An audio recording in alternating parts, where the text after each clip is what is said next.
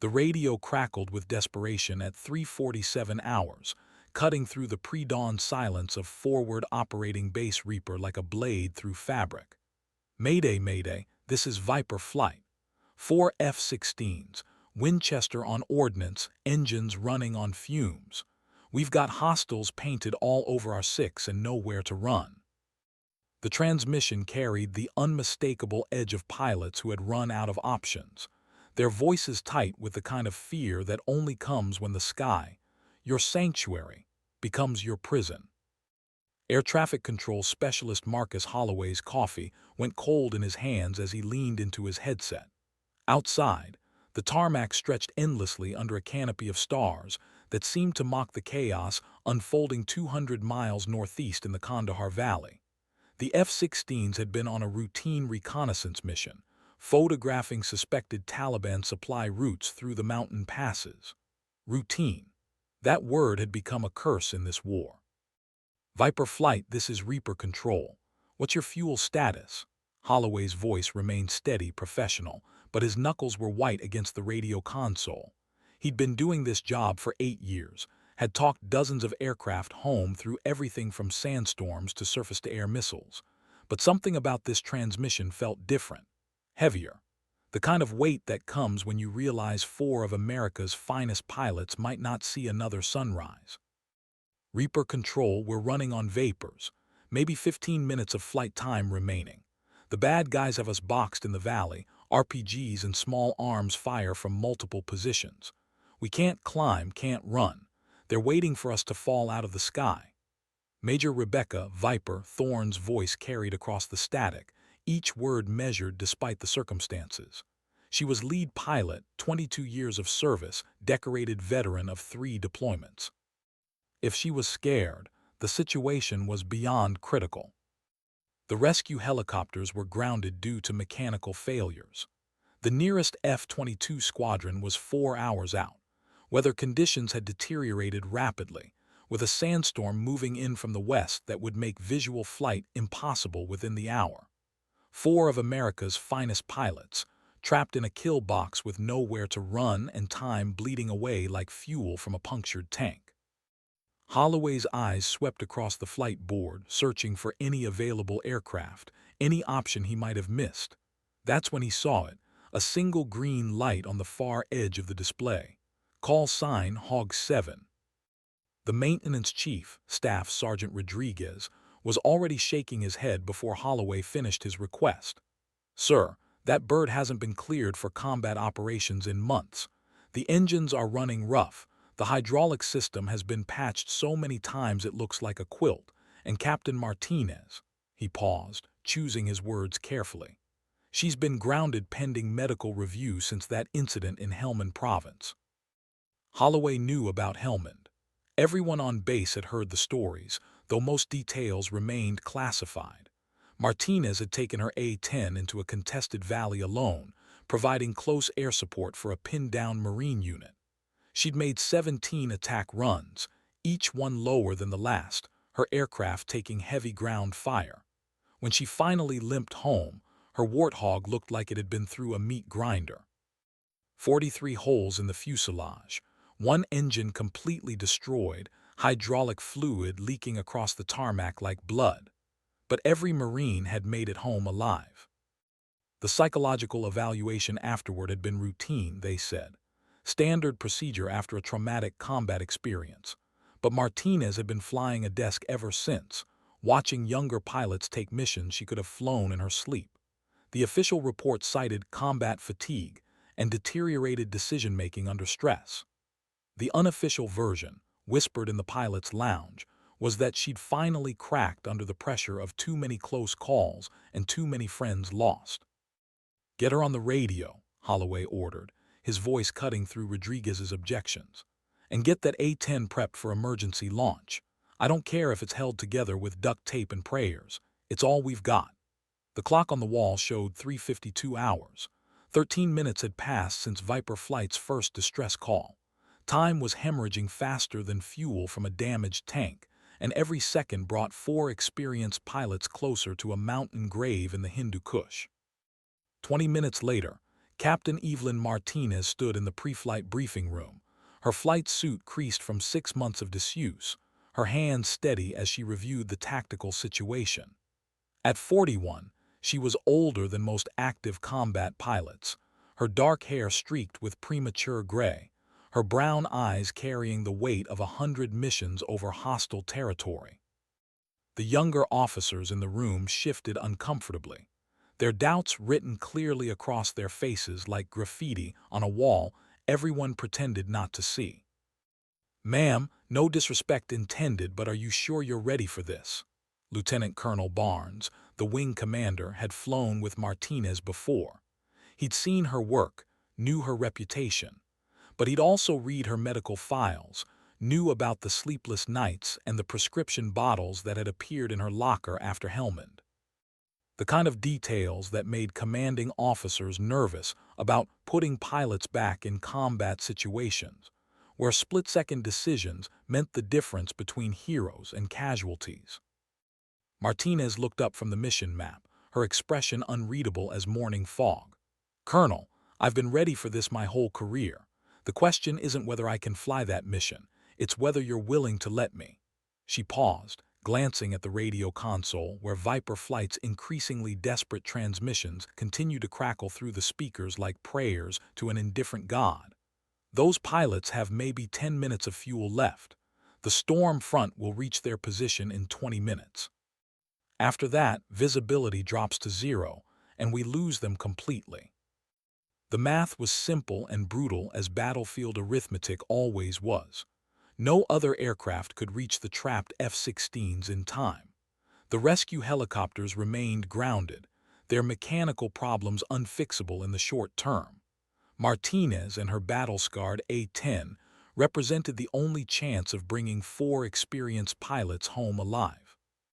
But launching an aircraft that hadn't been combat certified in months, flown by a pilot who'd been grounded for psychological reasons, violated every safety protocol in the book, a book written in the blood of previous mistakes. Barnes studied Martinez's face, searching for any sign of the instability the medical reports had documented. Instead, he saw something he recognized from his own combat experience, the calm focus that comes when training takes over and fear becomes irrelevant. It was the look pilots got when they stopped being afraid of dying and started being afraid of failing. Maintenance says your aircraft is barely flyable. One engine is running at 60% capacity. Your weapons systems are using jury-rigged electronics, and the armor plating has stress fractures that haven't been properly repaired. Martinez smiled, the first genuine expression she'd shown in months. It transformed her face, erasing years of doubt and medical review boards and whispered conversations about whether she was still fit for duty. "Sir, that old bird and I have been through worse. She might not be pretty, and she might not be fast, but she'll get the job done. We always do." She stood, gathering her flight gear with practiced efficiency that spoke of muscle memory stronger than conscious thought. Besides, the A-10 was designed to come home on one engine, with half its parts shot off. Tonight might be the perfect test of that engineering philosophy. The pre-flight inspection revealed exactly what Rodriguez had warned about. The Warthog looked like a museum piece that had been dragged through a scrapyard. Its gray-green camouflage paint faded and patched, hydraulic stains mapping years of hard service across the tarmac beneath its belly like an abstract painting done in mechanical fluids. The port engine coughed and wheezed during startup, throwing occasional puffs of black smoke into the desert air that spoke of worn seals and jury-rigged repairs that violated manufacturer specifications, but somehow kept working anyway. The weapons systems took 3 attempts to initialize properly, their aging computers struggling to sync with targeting pods that had been retrofitted so many times they bore little resemblance to their original design specifications. Warning lights illuminated across her instrument panel like Christmas decorations, each one representing a system that was functional but not optimal, operational but not reliable. But when Martinez settled into the cockpit, something changed. Her hands moved across the controls with automatic precision, muscle memory guiding her through procedures she could perform blindfolded during a sandstorm while taking enemy fire. This aircraft had been her partner for over a decade, through missions in Iraq, Afghanistan, and half a dozen other conflicts that never made the evening news but left their marks on pilots and aircraft alike. They'd saved lives together, taken damage together, and somehow always found a way home through weather that grounded other aircraft and enemy fire that destroyed less robust machines. The A-10 wasn't fast or pretty or sophisticated, but it was honest in the way that only military equipment could be. It would do exactly what it was designed to do until the laws of physics made continuation impossible. Reaper Control, this is Hog 7 requesting immediate combat launch clearance, Martinez transmitted, her voice carrying none of the uncertainty that had plagued her during months of ground duty and medical evaluations and questions about her fitness for continued service. I'm loaded with 30mm armor-piercing rounds and a full complement of rockets. ETA to target area 18 minutes.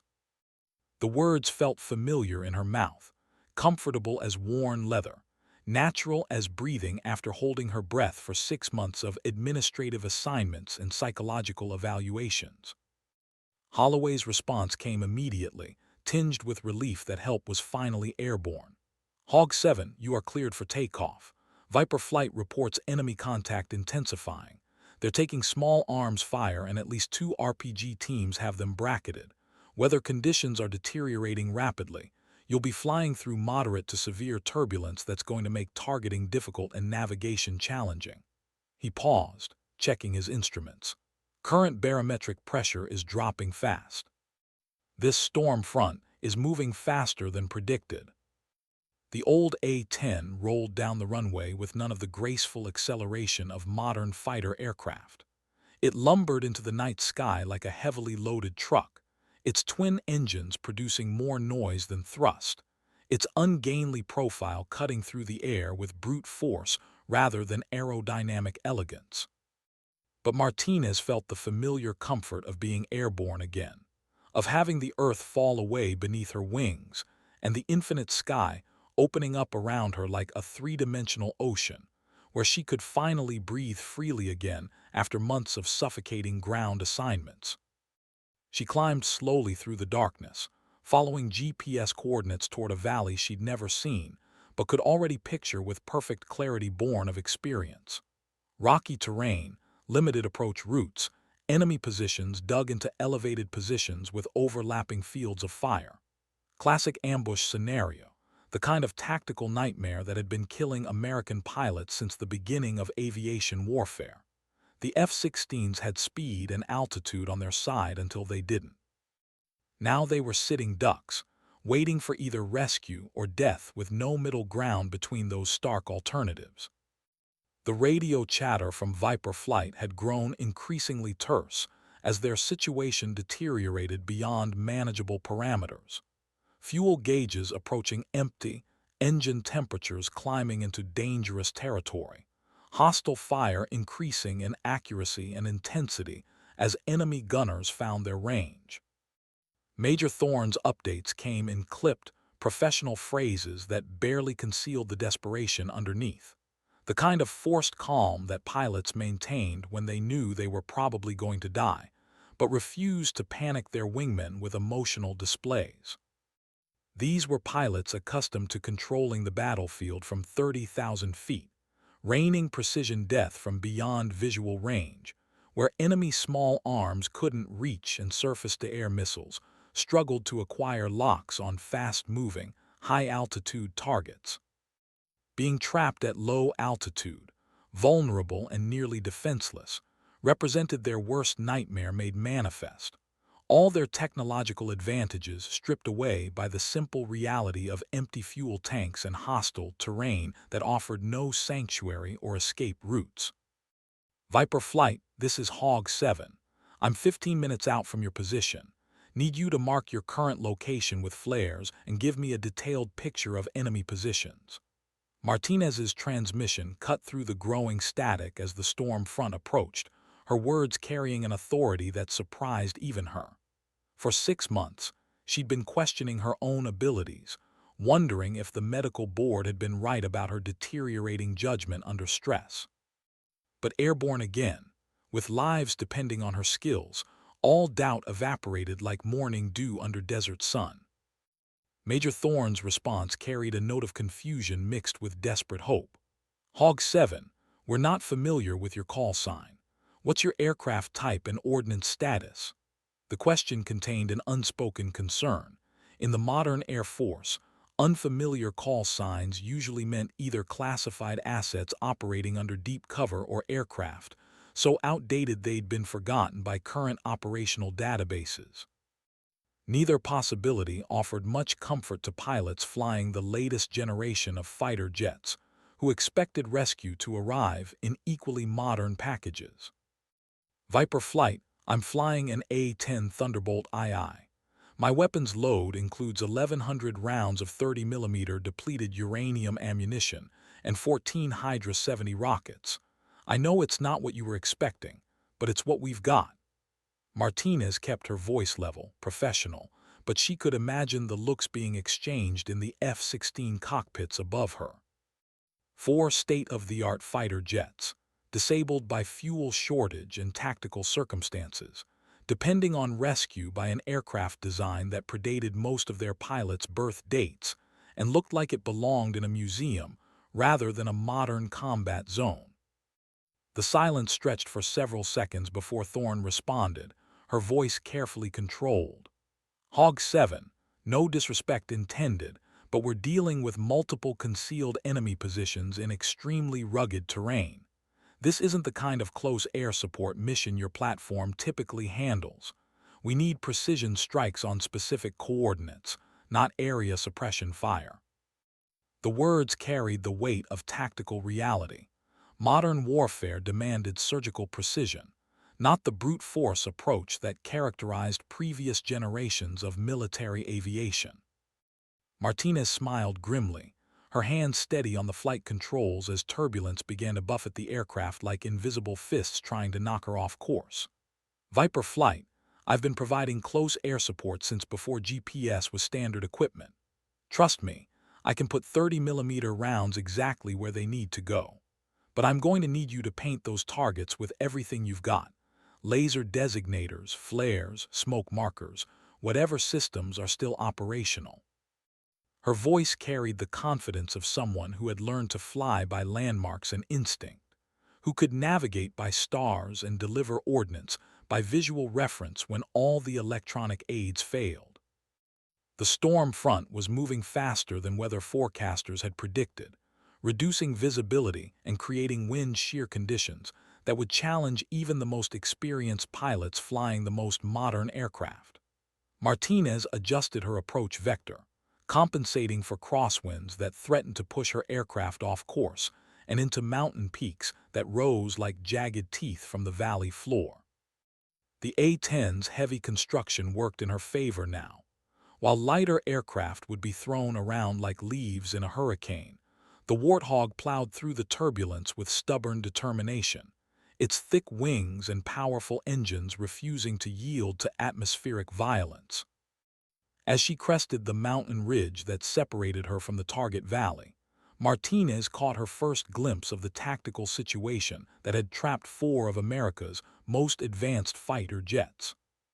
4 F-16s circled in a tight defensive pattern, their navigation lights creating a constellation of red and green stars against the black sky, each light representing millions of dollars of sophisticated technology and years of pilot training, now rendered helpless by the simple reality of empty fuel tanks and hostile terrain that offered no sanctuary. Muzzle flashes dotted the valley floor like deadly fireflies, marking enemy positions that had turned the entire area into a killing field with mathematical precision. Tracer rounds reached up through the darkness, creating streams of light that converged on the trapped aircraft like deadly fireworks displays. It was worse than the radio transmissions had indicated, more tactically sophisticated than intelligence reports had suggested. The enemy had positioned themselves with military precision that spoke to professional training and careful planning, creating overlapping zones of fire that covered every possible escape route. Viper Flight, this is Hog 7. I have eyes on your position. Looks like you've got at least 6 distinct fire teams arranged in a horseshoe pattern along the valley walls. They've got you in a classic kill box. No matter which direction you turn, you're flying into hostile fire. Martinez's voice carried the calm analysis of a pilot who'd seen similar situations before, who understood the geometry of death that enemy forces had created with careful positioning and patient waiting.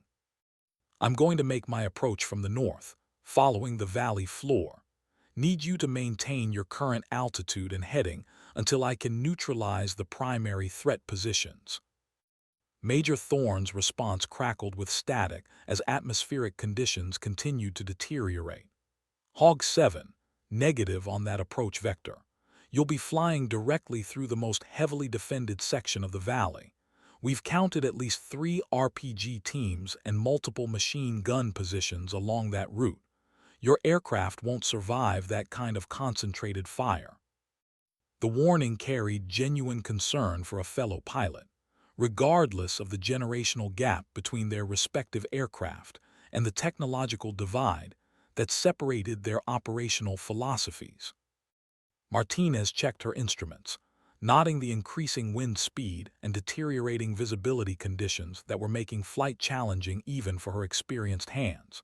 In another 10 minutes, the storm would make visual flight nearly impossible for any aircraft, sealing the fate of the trapped F-16s unless someone acted decisively. But she'd flown through worse weather, into more heavily defended positions, with aircraft in far worse condition than her current mount. Viper Flight, I appreciate the concern, but this old bird was built to take damage and keep flying. The A-10 can survive direct hits from weapons that would destroy other aircraft. Trust the engineering. What she didn't mention was the psychological preparation this mission represented for her personally. For 6 months, she'd been reliving every combat engagement, questioning every decision, wondering if her aggressive tactics had unnecessarily endangered her own life and the lives of others under her protection.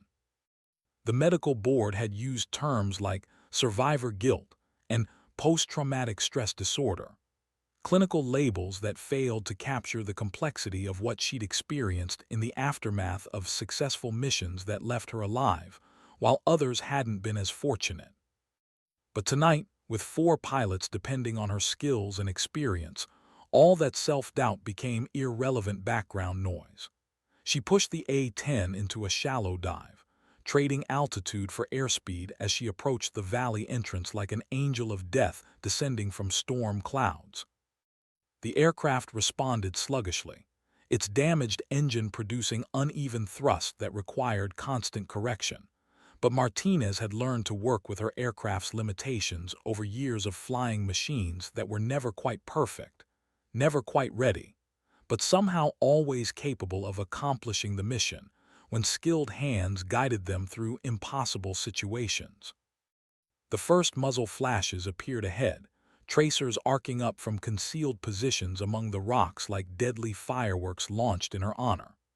Martinez activated her targeting systems, the aging computers struggling to process multiple threat signatures simultaneously while buffeted by wind shear that made electronic systems unreliable. But her eyes and experience provided better intelligence than any electronic system. She could read the pattern of enemy fire, identifying primary and secondary positions by the volume and accuracy of their shooting, distinguishing between disciplined soldiers and nervous militia by the way they handled their weapons. Viper Flight, I'm beginning my attack run.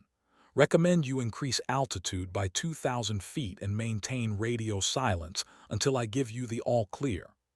Martinez's thumb found the trigger for her GAU-A-10 Avenger cannon, the massive 7-barrel rotary gun that formed the centerpiece of the A-10's design philosophy. 1,100 rounds of 30mm ammunition, each projectile capable of penetrating armored vehicles or concrete fortifications, each round representing the accumulated metallurgical knowledge of a civilization dedicated to the precise application of kinetic energy against enemy positions. The A-10 swept into the valley like an avenging angel wrapped in storm clouds, its ungainly silhouette suddenly transformed into something predatory and efficient. Martinez identified the first target, a machine gun position dug into the eastern wall of the valley, its crew traversing their weapon to engage the circling F-16s with disciplined fire that spoke of professional military training. She lined up her shot with instinctive precision, compensating for wind speed and target movement with adjustments that had become automatic after years of practice in conditions that ranged from desert heat to Arctic cold. The Avenger cannon erupted in a thunderous roar that echoed off the valley walls like the voice of an angry god, its distinctive sound announcing the arrival of close air support with unmistakable authority. Depleted uranium rounds tore through the enemy position with devastating efficiency, silencing the machine gun and eliminating its crew in a burst of smoke and debris that marked the end of one threat and the beginning of a systematic dismantling of enemy defenses. Martinez adjusted her aim and fired again, her second burst destroying a second position before its occupants could react to the sudden appearance of an aircraft they hadn't expected and weren't prepared to engage. Enemy fire shifted toward the A-10 immediately, tracers converging on Martinez's aircraft as hostile forces recognized the new threat and adjusted their tactics accordingly. Bullets sparked off the Warthog's armored cockpit like angry wasps, a few finding gaps in the protection and punching through into non-critical systems with metallic impacts that sounded like hammers striking anvils. Martinez felt the aircraft shudder as rounds impacted the fuselage, but the A-10's legendary durability lived up to its reputation for absorbing punishment that would destroy less robust aircraft. Systems continued to function despite the damage. Engines kept producing power despite bullet holes in their housings, and the flight controls remained responsive despite severed cables and punctured hydraulic lines. She banked hard to the right, lining up her next target, an RPG team that had been preparing to engage the F-16s with rocket-propelled grenades capable of downing even heavily armored helicopters with a single well-placed shot. Martinez triggered another burst from her cannon, watching with professional satisfaction as the enemy position disintegrated under the impact of her rounds, eliminating another threat to the trapped pilots above. But the valley held more threats than she'd initially counted during her reconnaissance pass. Additional muzzle flashes appeared from positions that hadn't been active during her approach, suggesting a layered defense with reserve forces held back specifically for this kind of intervention. Enemy commanders had anticipated the possibility of rescue attempts and positioned their forces accordingly, creating a tactical situation that was more complex and dangerous than it had initially appeared. Martinez found herself flying through a gauntlet of hostile fire, every second bringing new threats and new damage to her already compromised aircraft. The port engine began producing irregular power, its already compromised condition worsened by battle damage that was accumulating faster than she could compensate. Martinez adjusted her throttle settings and flight path, using her experience to coax maximum performance from failing systems, while maintaining the aggressive attack profile necessary to neutralize enemy positions before they could inflict fatal damage on her aircraft. The hydraulics were leaking more severely now, creating a visible trail of fluid that marked her passage through the night sky like a blood trail left by a wounded animal. But the A-10 continued flying, continued fighting, living up to its reputation as the most survivable aircraft in the American inventory. Every system had been designed with redundancy and damage tolerance in mind, every component engineered to function, even when neighboring systems had failed completely. Martinez felt a surge of affection for her aircraft, the kind of bond that develops between pilots and machines that have shared danger and emerged victorious through a combination of engineering excellence and operational skill. Viper flight This is Hog 7. Primary threats neutralized on the eastern wall. I'm repositioning for attack runs on the western positions. Your flight path should be clear for egress to the south. Martinez's transmission came between cannon bursts, her voice steady despite the chaos surrounding her aircraft and the increasing intensity of enemy fire trying to bring her down. She'd found her rhythm again, the familiar flow state that came when training and instinct merged into something greater than either alone could achieve. Major Thorne's response carried a note of amazement that transcended professional composure. Hog 7, that was some impressive shooting. We're reading multiple secondary explosions from your target area. How's your aircraft status? The question carried professional concern. Even from their altitude, the F-16 pilots could see tracer fire converging on the A-10's position like deadly fireworks displays. Could witness the punishment the old aircraft was absorbing while continuing to function and fight with mechanical determination that impressed even pilots accustomed to flying the most advanced fighters in the world. Aircraft is operational, taking moderate damage but all primary systems functioning. Martinez didn't mention the warning lights illuminating her instrument panel like a Christmas tree or the increasing vibration from her damaged engine that suggested internal components were failing in ways that would require major overhaul if she survived the night. She had work to finish, threats to eliminate, and 4 pilots to get safely home before the storm made flight impossible for any aircraft regardless of pilot skill or mechanical reliability. Personal concerns about her own survival could wait until the mission was complete and the tactical situation had been resolved in favor of American forces. She rolled into her next attack run, targeting a cluster of positions on the western wall of the valley, where enemy fighters had learned from watching their comrades' destruction. These opponents had adjusted their tactics to present smaller targets and coordinate their fire more effectively, suggesting professional military training rather than militia enthusiasm. Martinez found herself flying through a more intense barrage, her aircraft taking hits from multiple directions simultaneously as enemy forces concentrated their efforts on bringing down the aircraft that was systematically dismantling their carefully prepared ambush. A lucky shot punched through the A-10's right wing, severing hydraulic lines and damaging the aileron control system that governed her ability to maneuver effectively. The aircraft lurched to one side, fighting Martinez's attempts to maintain level flight as aerodynamic forces tried to roll the damaged Warthog into an unrecoverable spiral. But she trained for exactly this kind of emergency, practicing single-engine and degraded control scenarios until her responses became instinctive reactions that bypassed conscious thought and relied on muscle memory developed through years of emergency procedures training. She compensated with rudder input and throttle adjustment, using aerodynamic principles and sheer force of will to keep the Warthog in the fight despite damage that would have forced less experienced pilots to abort their mission and seek immediate landing facilities. Her next cannon burst eliminated 2 more enemy positions, the 30mm rounds proving devastatingly effective against personnel and light fortifications that offered no protection against depleted uranium projectiles traveling at supersonic velocities. But Martinez could feel her aircraft's condition deteriorating with each passing second. Systems that had been marginal before takeoff, now failing entirely as cumulative damage exceeded design tolerances. The starboard engine began running rough, its temperature climbing toward dangerous levels that threatened complete mechanical failure.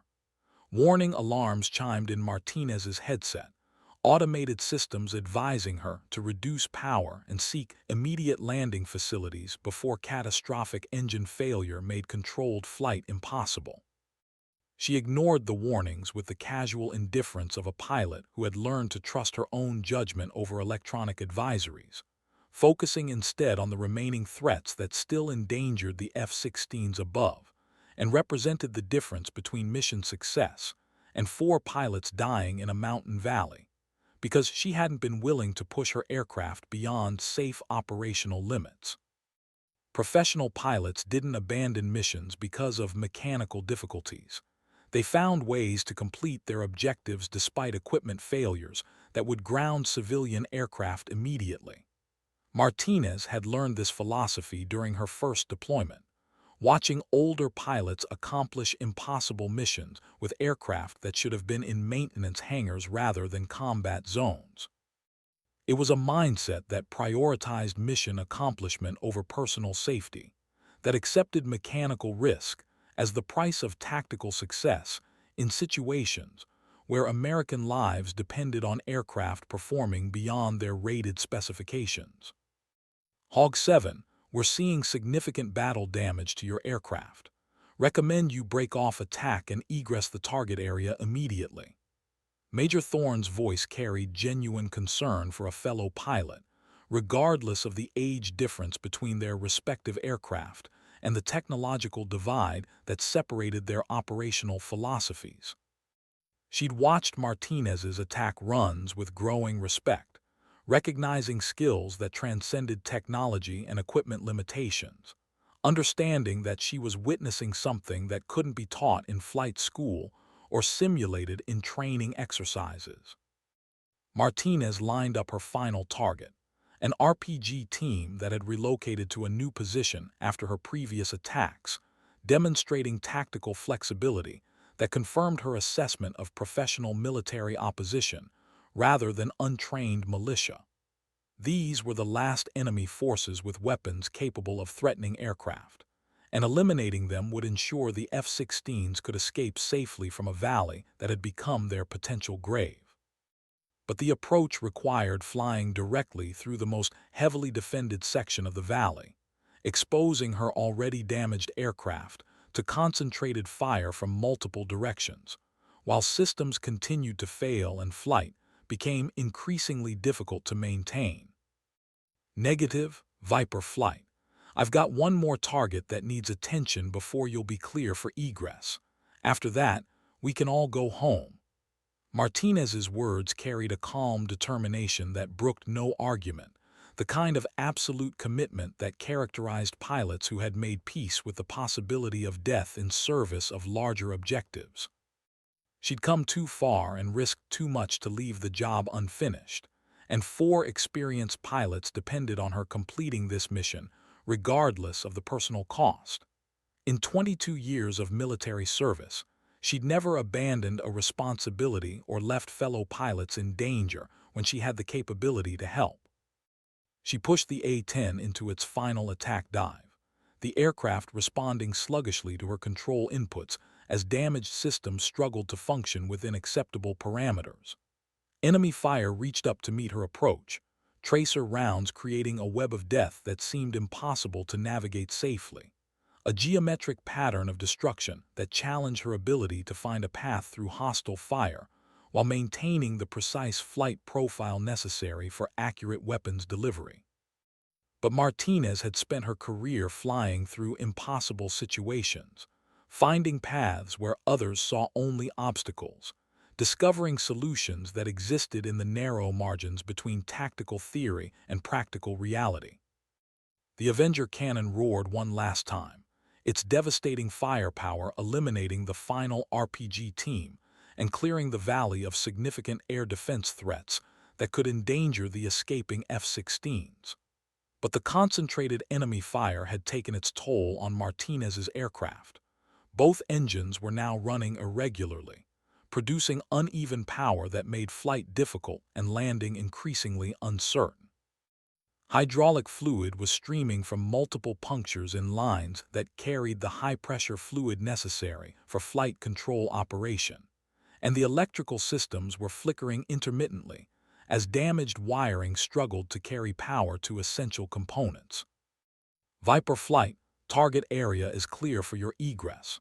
Recommend you depart immediately before weather conditions deteriorate further. Martinez's transmission carried the satisfaction of a job completed successfully, despite the obvious distress of her aircraft and the deteriorating mechanical situation that was making continued flight increasingly challenging. She'd accomplished what 4 modern fighter jets couldn't, neutralized a well-prepared enemy force, and cleared the way for their safe escape from a tactical situation that had seemed hopeless only 30 minutes earlier. The F-16s began their departure immediately, their pilots eager to reach friendly territory before their fuel ran out completely and forced them to attempt emergency landings in hostile territory. But Major Thorne maintained radio contact with Martinez, recognizing that the A-10 pilot's condition was far worse than she was admitting over the radio. Professional courtesy among aviators demanded that no pilot be abandoned, regardless of aircraft type or service branch, and Martinez had earned respect that transcended any previous doubts about her capabilities or psychological fitness for combat operations. Hog 7, what's your status for return to base? Do you need escort or assistance? The question carried genuine concern and an understanding that Martinez had sacrificed her own safety to ensure their survival. Modern military aviation was supposed to minimize risk to individual aircrew while maximizing mission effectiveness, but sometimes situations arose that demanded personal sacrifice in service of larger objectives. Tonight had been one of those situations, and Martinez had responded with the kind of selfless professionalism that defined the best military aviators. Martinez checked her instruments, noting the cascading system failures that were rapidly making flight impossible even for an aircraft designed to absorb damage and continue functioning. Both engines were producing less than 50% power, the hydraulics were completely gone, and the electrical system was flickering intermittently as damaged components struggled to maintain basic aircraft functions. The A-10 was living up to its reputation for survivability, but even the toughest aircraft had limits, and hers was rapidly approaching the point where physics would overcome engineering and pilot skill combined. Viper Flight, I'm experiencing some mechanical difficulties, but should be able to make it home. You concentrate on getting yourselves safely back to base. You've been through enough for one night. Martinez's voice remained steady, but she was already calculating distances to emergency landing fields and evaluating her options for controlled crash landings in terrain that offered few suitable sites for aircraft with compromised landing systems. The nearest friendly airfield was 40 minutes away, and her aircraft's condition was deteriorating faster than she could compensate with pilot technique and mechanical knowledge. The storm front finally reached the valley, reducing visibility to nearly zero and creating wind conditions that challenged even healthy aircraft flown by experienced pilots.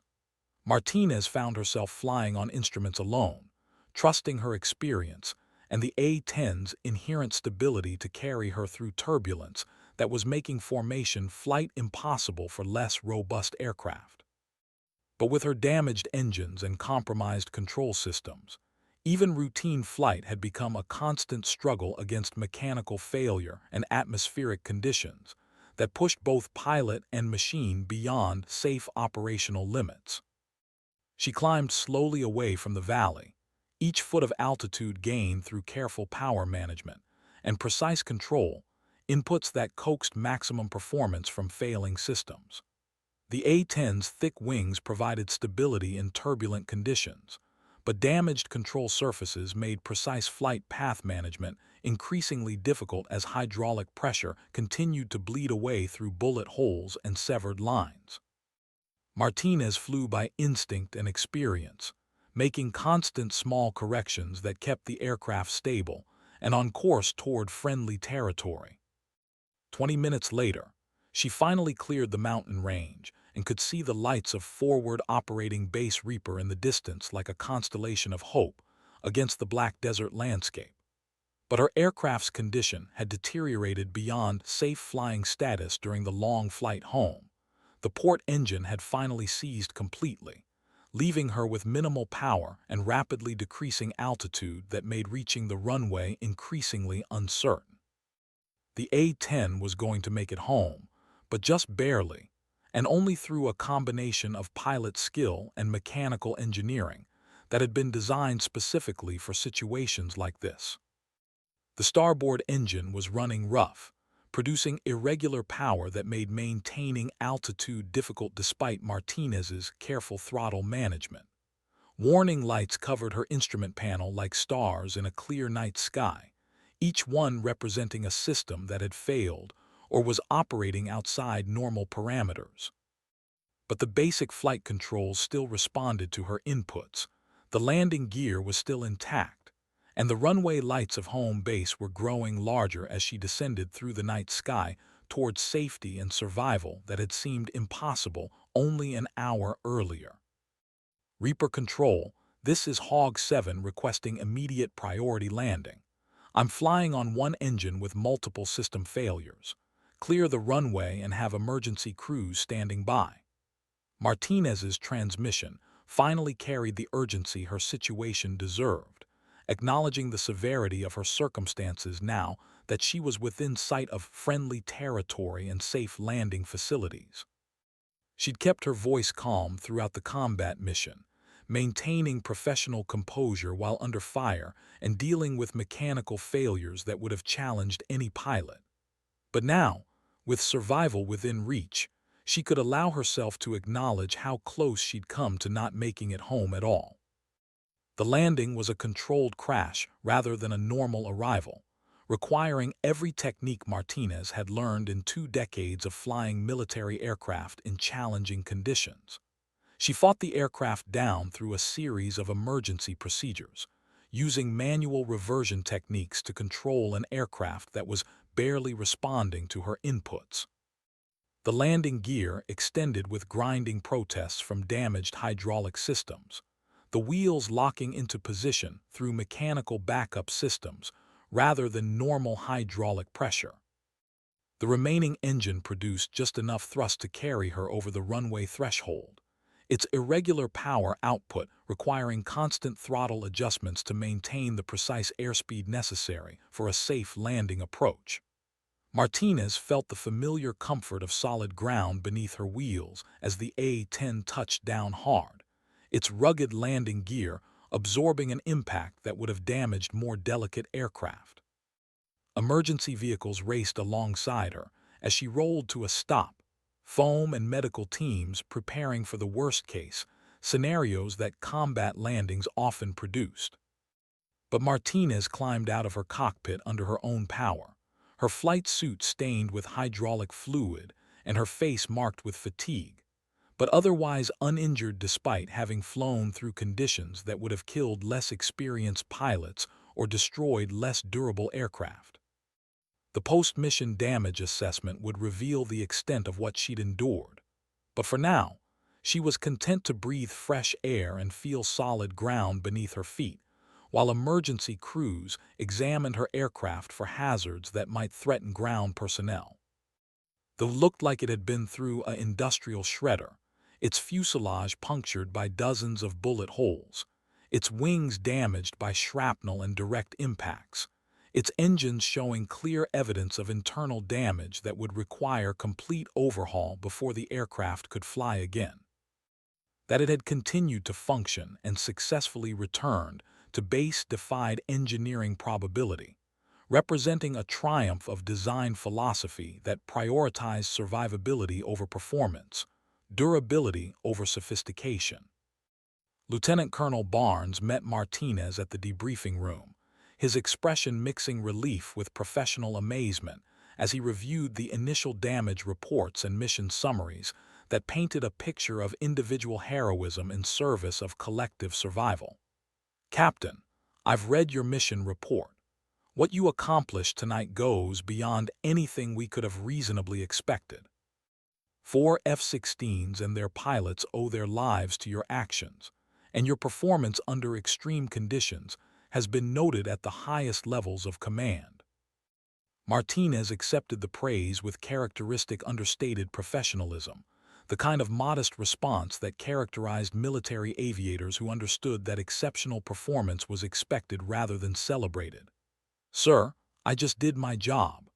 The A-10 performed exactly as designed. It took damage, kept flying, and brought everyone home safely. That's what we train for, what we prepare for, what the aircraft was built to accomplish. But privately, she felt something she hadn't experienced in months. The satisfaction of having made a difference, of having skills that still mattered in an age of precision-guided munitions and satellite-controlled warfare, where individual piloting ability often seemed secondary to technological capability. The medical board that had grounded her 6 months earlier reconvened to review her case in light of the night's events, their previous concerns about her psychological fitness seeming irrelevant in the face of her flawless performance under extreme pressure. The psychological evaluations and fitness for duty assessments that had defined her professional existence for half a year suddenly became footnotes to a single mission that demonstrated capabilities that couldn't be measured by standardized tests or clinical interviews.